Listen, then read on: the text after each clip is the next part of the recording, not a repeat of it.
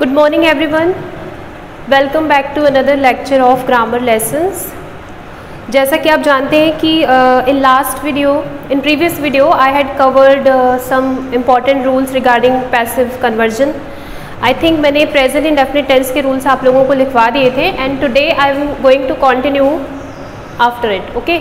तो tenses से related जो भी rules हैं वो मैं आपको आज लिख के दूँगी and we will also look at some examples so that you may understand well. एक चीज़ मैं आपको कहना चाहूँगी, अगर आपके मन में ये थोड़ा सा भी डाउट है कि कोई शॉर्ट ट्रिक हो तो yes of course passive conversion के लिए शॉर्ट ट्रिक्स होती हैं.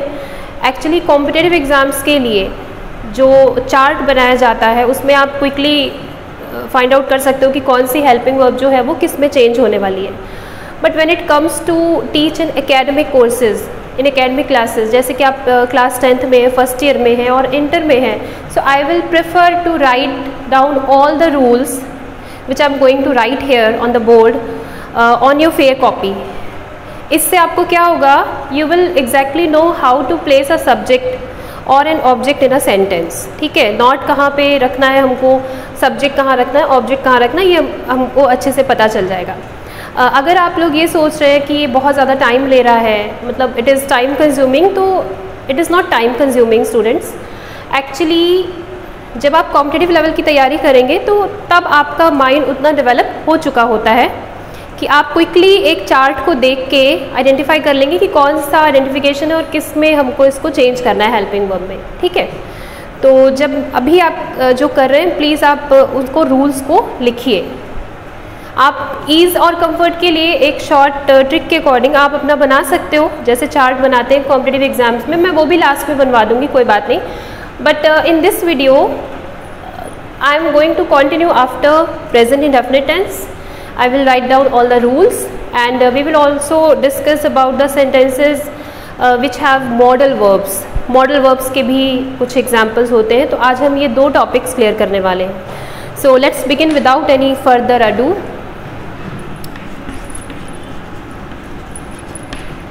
नेक्स्ट हमारा आता है present continuous tense. Present indefinite tense आप उस दिन देख चुके थे कि जिसमें ऑब्जेक्ट इज आर एम और थर्ड फॉर्म बाई के साथ में सब्जेक्ट लगता है. आपको मैंने ये भी बताया था कि क्राइटेरियाज होते हैं कुछ, जैसे वर्ब का ट्रांजिटिव होना बहुत कंपलसरी है, और अगर दो ऑब्जेक्ट वाले सेंटेंसेस हैं तो उनकी पैसिव कन्वर्जन दो मेथड से बनती है. तो ये छोटी छोटी चीज़ें मैंने आपको प्रीवियस वीडियो में बताई थी. अब आप टेंसेस को देखिए. देखिए प्रेजेंट कॉन्टिन्यूस टेंस की भी पैसिव कन्वर्जन होती है. इसका रूल क्या होता है, ऑब्जेक्ट इज आर एम. आप जानते हैं कि कॉन्टिन्यूटी के लिए हम लोग एक्टिव सेंटेंसेस में वर्ब की फर्स्ट फॉर्म में आईएनजी ऐड करते हैं. But here in passive conversion rules हमें बीइंग को लगाना होता है कॉन्टिन्यूटी के लिए, और थर्ड फॉर्म के साथ बाई को यूज़ करेंगे, जो कि कंपलसरी है. हर एक पैसिव वॉइस में आप देखते हो कि एजेंट बाई यूज़ होता है. कुछ डिफ़ॉल्ट वर्ब्स में अलग अलग यूज़ होता है और वर्ब की थर्ड फॉर्म हर पैसिव में यूज़ होती है.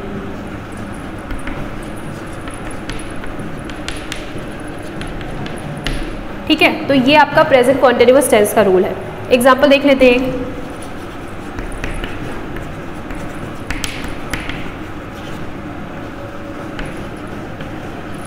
She is writing an essay. सबसे पहला स्टेप क्या है, if you are going to convert an active sentence into passive voice, just mark your subject, verb portion और ऑब्जेक्ट. इतना आपको फाइंड आउट करना ही करना है. इससे आपको ईज हो जाएगी कि कौन सी चीज़ कहाँ पे प्लेस करनी है. शी सब्जेक्ट है, आप जानते हैं कि इसका ऑब्जेक्टिव केस क्या होगा. It's objective case is her.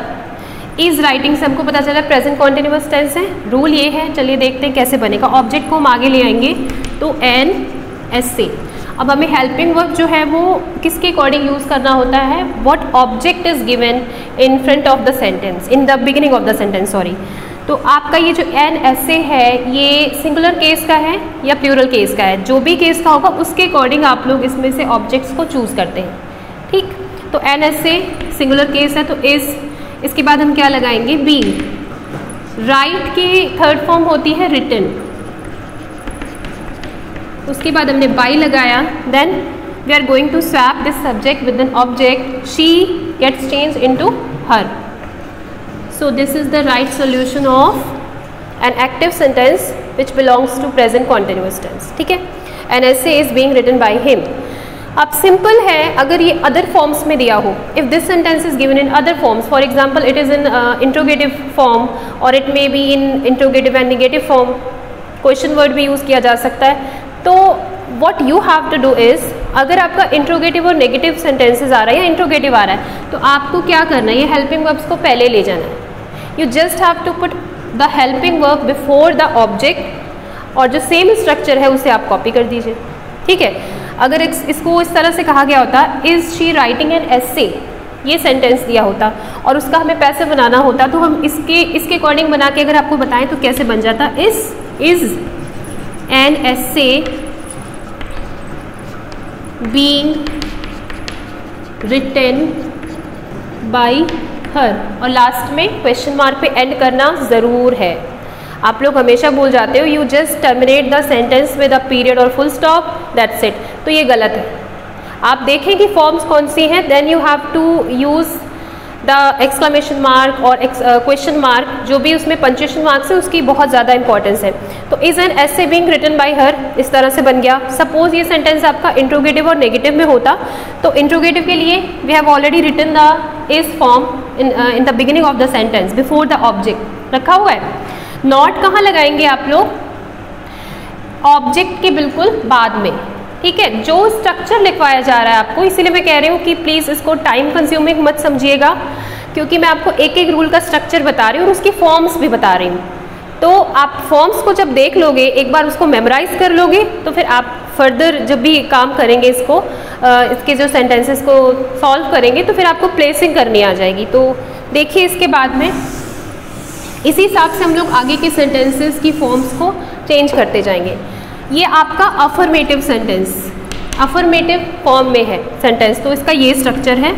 Negative के लिए क्या करेंगे, is are am not being done by subject, this is your negative form. Interrogative में क्या करना है, simple, use all the helping verbs in the beginning of the sentence. is are am object, और क्योंकि इंट्रोगेटिव है, negative नहीं, तो हम नॉट नहीं लगा रहे. being third form by subject and then last में क्वेश्चन मार्क. ठीक, इसी तरह से इंट्रोगेटिव और नेगेटिव सेंटेंस में स्ट्रक्चर सेम यूज होगा, but we have to use not after placing object. तो यहाँ पे रख दिया हमने not, then we will copy the same structure.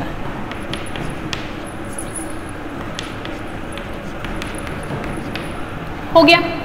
इसके बाद अगर आपका sentence question word interrogative negative form का है, then what you have to do is same structure आप रिपीट कर सकते हो. आपको बस क्वेश्चन वर्ड की प्लेसिंग कहाँ करनी है, उन हेल्पिंग वर्ब से पहले. तो वहाँ पे हमने रख दिया question word, is are am object.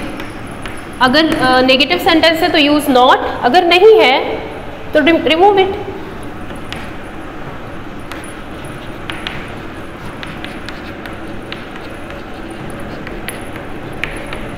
ठीक है, तो ये आपका सेंटेंसेस के सारे फॉर्म्स हो गए. ये 5 फॉर्म्स हैं, इसका स्क्रीनशॉट ले लीजिए, फिर इसका special structure. I hope you have taken a screenshot. I'm going to remove it.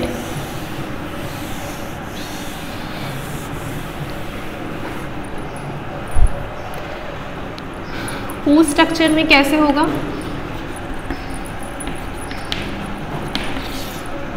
Question word who structure में कैसे होगा, क्योंकि हु को आप सब्जेक्ट में मानते हो, ऑब्जेक्ट में मानते हो, तो ये थोड़ा सा डिफरेंट वे में तैयार बनते हैं सेंटेंसेस. आप इसमें स्टार्टिंग में लगाएंगे बाय हूम.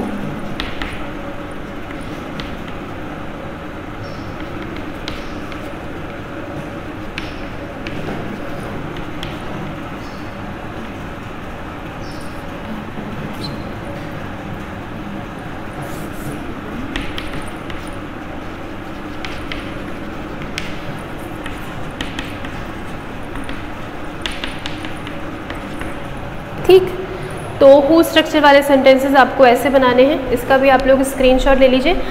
बाई हुम क्योंकि क्वेश्चन वर्ड में भी आता है और सब्जेक्ट और ऑब्जेक्ट भी है, तो इसलिए इसके तुरंत बाद आपके हेल्पिंग वर्ब्स आएंगे, then you will use object and then being and in the last of the sentence we will use the third form of verb. तो ये इसके पैसिव स्ट्रक्चर्स थे। Let's move on the present perfect tense now.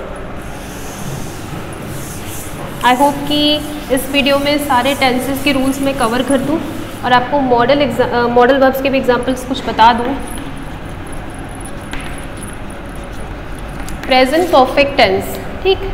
Present perfect tense में affirmative form, negative, interrogative, interrogative, negative, question word, interrogative and negative, और structure अभी special वाला बाद में देखते हैं। आप जानते हैं कि वी यूज़ हैज़ और have according to the number of subject in active sentences. तो हमें हैज़ हैव के साथ में बीन का यूज़ करना है। ऑब्जेक्ट हैज़ या have, then we will use been, done या सॉरी वर्ब की थर्ड फॉर्म जो भी है इसके according. Object has have been, third form by subject. Negative के लिए हैज़ हैव, ये फर्स्टली आपके हेल्पिंग वर्ब्स हैं, तो हम इसके बाद में नॉट यूज़ करेंगे। See, two verbs are given ना, two helping verbs are given and if you have any doubt weather to put not, क्योंकि अक्सर बच्चे कंफ्यूज हो जाते हैं कि हम नॉट को कहाँ रखेंगे, तो आप फर्स्ट वर्ब को देखिए, हेल्पिंग वर्ब को, उसके बाद में रखिए।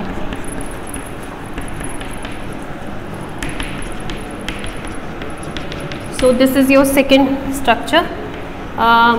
थर्ड, इंट्रोगेटिव सेंटेंसेस के लिए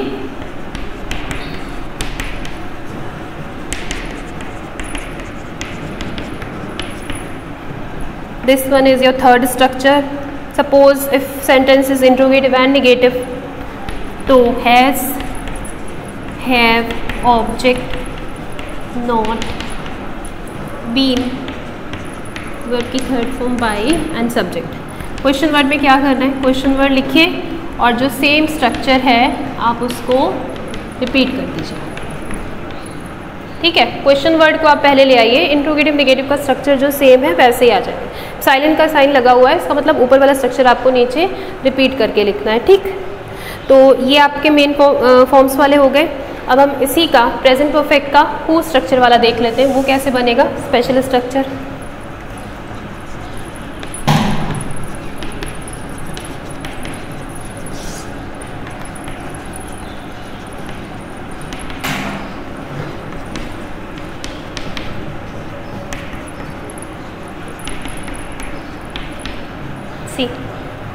By whom, then we will use helping verb has or have according to the number of object।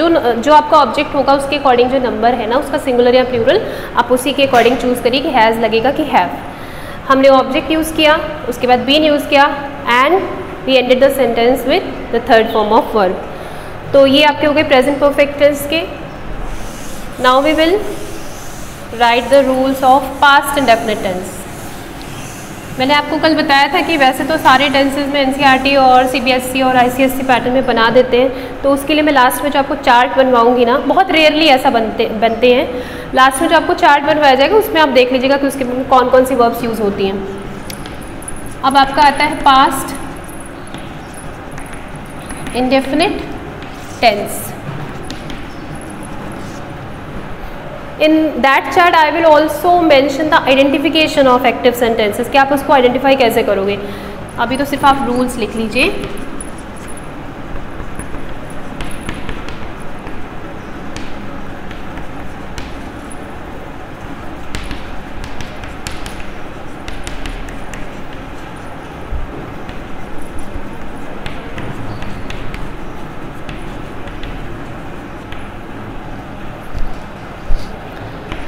So past indefinite tense, past indefinite tense में we know that in active sentences for affirmative sentences we use the second form of verb, and when we talk about negative sentences to be converted तो हम use करते हैं did के साथ में verb की first form। ये तो सब लोग जानते हैं कि do, does और did के साथ में first form में use होती है। तो देखिए कैसे बनता है। इसके हेल्पिंग वर्ब्स होते हैं was और were। सी सिंपल है, object was were, third form by and subject. was were का यूज़ किसके अकॉर्डिंग करेंगे, ऑब्जेक्ट सिंगुलर है तो was, if the object is not singular तब आप यूज़ कर सकते हो were। It means that object is in plural case. नेगेटिव में सिंपल was वर्ब के बाद we are going to put not, third form by and subject. Second form का स्ट्रक्चर भी बन गया आपका। थर्ड इंट्रोगेटिव में क्या करना है, use was were before the object. Please do remember that whenever you are going to convert an active sentence to passive voice and the form is either in interrogative or interrogative negative or in question word interrogative negative or it begins with who, तो आप question mark ज़रूर लगाएं because mostly आप लोग question, most of the people just forget to put an interrogation mark at the end, तो उससे sentence गलत बनता है। फिर was were, ऑब्जेक्ट नॉट कहाँ प्लेस करेंगे, जस्ट आफ्टर द ऑब्जेक्ट। बन गया। क्वेश्चन वर्ड में use question word before the object, sorry before the helping verb. Question word पहले आ गया, उसके बाद आप इसी स्ट्रक्चर को कॉपी कर लीजिए। ठीक, हु स्ट्रक्चर में क्या होगा, हमने बाय हूम यूज कर लिया, then was or were, then here comes our object and third form, last में question mark. So take the screenshot of past indefinite tense.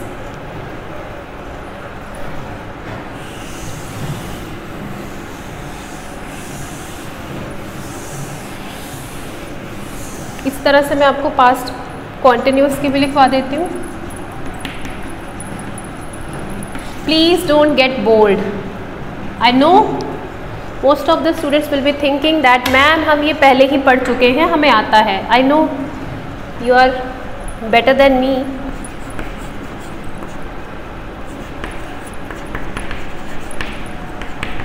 But I'm writing all these rules for those students who are not as good as you are. तो उनको भी तो समझाना है ना। आपको आता है अच्छी चीज़ है, बट कुछ ऐसे हैं जो रूरल एरियाज़ को बिलोंग करते हैं, तो उनके लिए कैसे, तो आप ज़्यादा से ज़्यादा इस वीडियो को शेयर करिए। तो पास्ट कॉन्टिन्यूअस में आप जानते हैं was were के साथ में ing फॉर्म लगती है। हम सिंपल क्या करेंगे, ऑब्जेक्ट, जहाँ भी कॉन्टिन्यूअस फॉर्म है was were वाले सेंटेंसेस के साथ ing फॉर्म लगती है in active voice we generally see. तो पैसिव कन्वर्जन में आपको बीइंग को ऐड कर देना है, दैट्स इट। बीइंग के साथ में थर्ड फॉर्म और बाई इस तरह से आ जाएगी। was were, being, third form, by, subject, affirmative complete हो गया। नेगेटिव में was were के साथ में हमने क्या रखना है, not, being, third form, by, subject.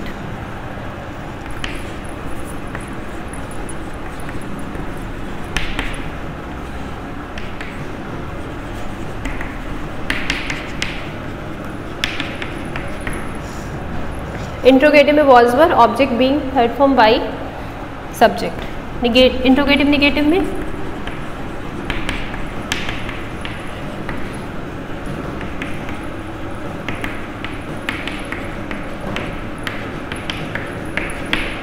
ठीक। क्वेश्चन वर्ड में क्या करना है, क्वेश्चन वर्ड के साथ ये साइलेंट साइन का मतलब कि ऊपर वाले को आपको कॉपी करना है। Got it. हु स्ट्रक्चर में क्या करना है, बाई हूम पहले आ जाएगा,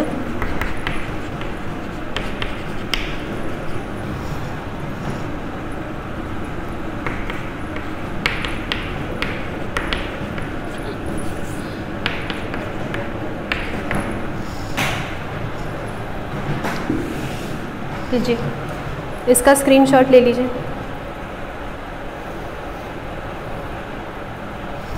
Now our next tense is past perfect tense, and students who belong to class 10th or class 12th of this college, please do write all the rules on your fair copy. ठीक है, वहाँ से WhatsApp group से भी send किया जा रहा है, पर आप इसको भी साथ साथ लिखते जाइए. Then our third tense is past perfect tense. क्या यूज़ करते हैं? What do we use? Had with the third form of verb in active sentences.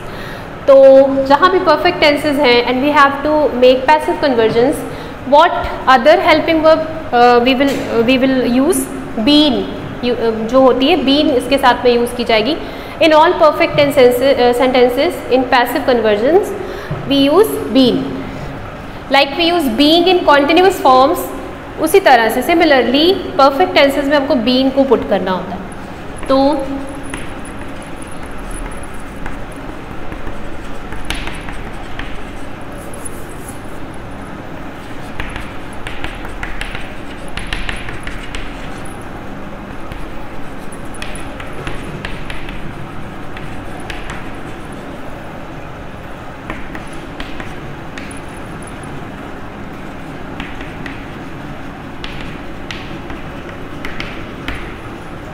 Affirmative sentences का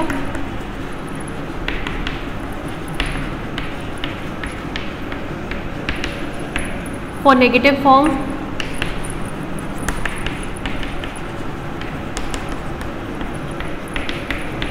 for interrogative form,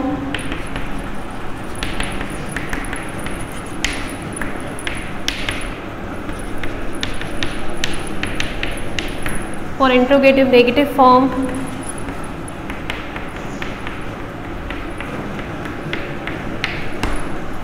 just copy it after putting question word. And for who structure,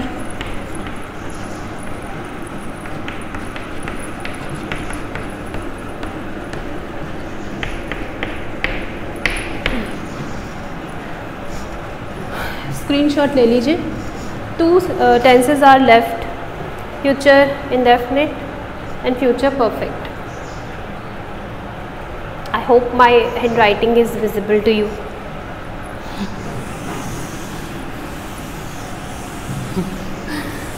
Most of the time all the teachers do write with markers, so it is quite hectic to write with chalks on the board.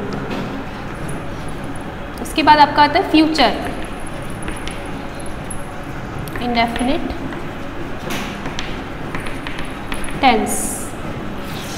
ठीक है, future indefinite tense.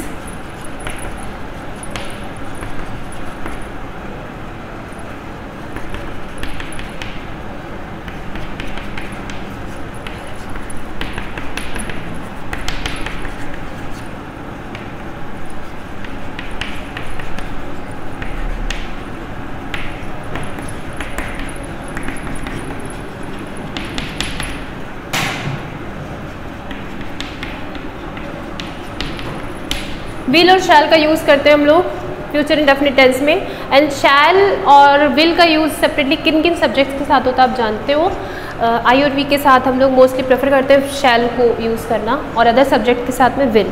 तो अगर आप देखते हैं कि कोई subject object की तरह पर ऑब्जेक्ट के प्लेस पर आ रहा है और वो चेंज होकर आई या वी में आ रहा है, फॉर सपोज यहाँ पे मी हो या अस लिखा हो लास्ट में और आपको उसको चेंज करना है, मतलब ऑब्जेक्ट उठाकर आगे लाना है, तो अगर वो आई और वी में चेंज हो रहा है तो आप प्रेफर करिए कि शैल को लिखा जाए. ठीक.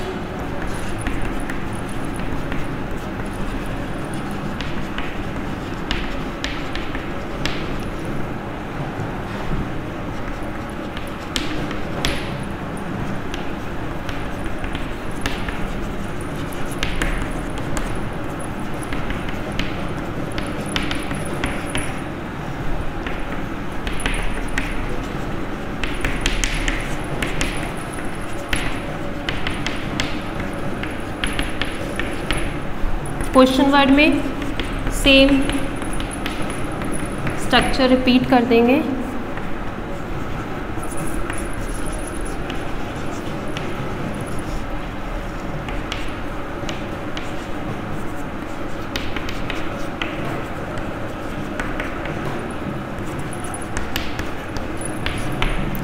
So these rules are for future indefinite tense, and the other tense which is left is future continuous.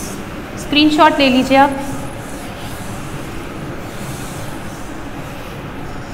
Sorry, not future continuous tense, future perfect tense. Sorry for my mistake.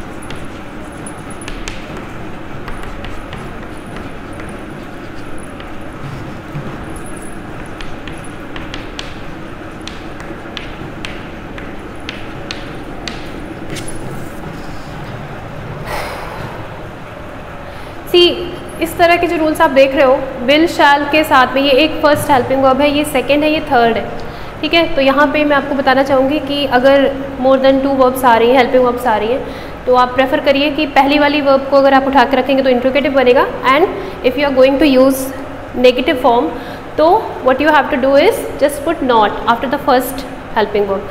तो will shall के बाद यहाँ पे not रखा गया है। Helping verbs में will shall को पहले उठा के रखा गया for interrogative sentences. Interrogative negative sentences में विल शैल ऑब्जेक्ट नॉट बाद में आएगा, ऑब्जेक्ट के बाद उसको रखा जाता है। तो आप इसका एक स्क्रीनशॉट ले लीजिए।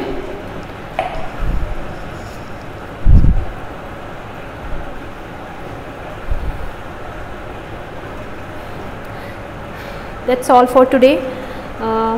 Actually, I have to go for another class, so we will discuss it tomorrow. आप इसको रूल्स को देखिएगा, just try to solve some sentences using rules and structures, ठीक है। और इसमें मॉडल वर्ब्स के जो है वो कल हम कवर करेंगे next video. Stay safe, stay healthy.